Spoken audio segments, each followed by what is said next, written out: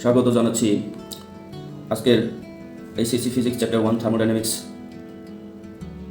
Physics একাডেমির লেকচারে।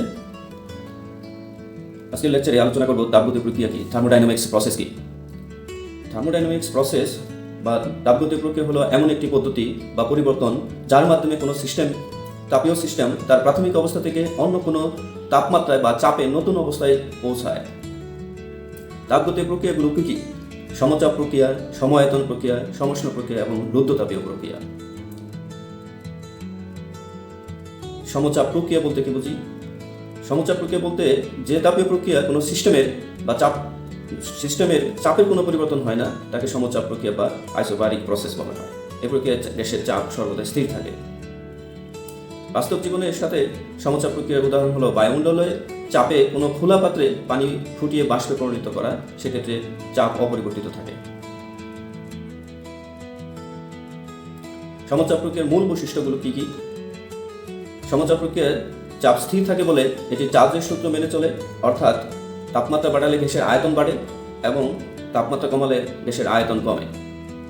সমচাপ প্রক্রিয়ায় কৃত কাজের সমীকরণ dW = PdV, যেহেতু আয়তনের পরিবর্তন হয়, সেক্ষেত্রে তাপগতিবিদ্যার প্রথম সূত্রের সমীকরণ দ্বারা dQ = du + PdV।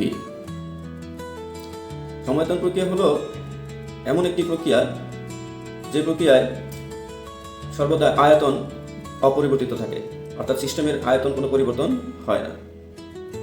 বাস্তব জীবনের সাথে সমায়তন প্রক্রিয়া কি উদাহরণ আছে?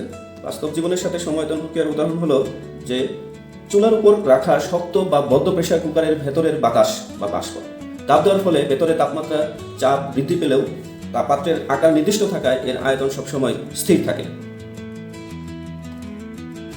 সমায়তন প্রক্রিয়ার মূল বৈশিষ্ট্য, এই প্রক্রিয়ায় গ্যাস গেলসকের সূত্র মেনে চলে, অর্থাৎ নির্দিষ্ট ভরের গ্যাসের চাপ তার পরম তাপমাত্রার সমানুপাতিক।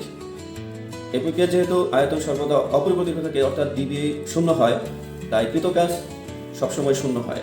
অতএব সমায়তন প্রক্রিয়ার সিস্টেম দ্বারা বা সিস্টেমের উপর কৃত কাজ সর্বদাই শূন্য হয়ে থাকে।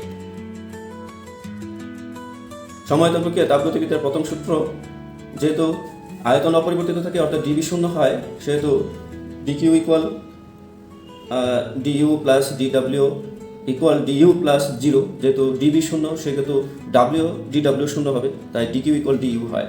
এই প্রক্রিয়ার সিস্টেমের যে পরিমাণ তাপ সরবরাহ করা হয় তার সম্পূর্ণ অংশই সিস্টেমের অভ্যন্তরীণ শক্তি বৃদ্ধিতে ব্যয় হয়। Thank you. Allah Hafiz. Stay connected with Physics Academy. See you next lecture with Physics Academy.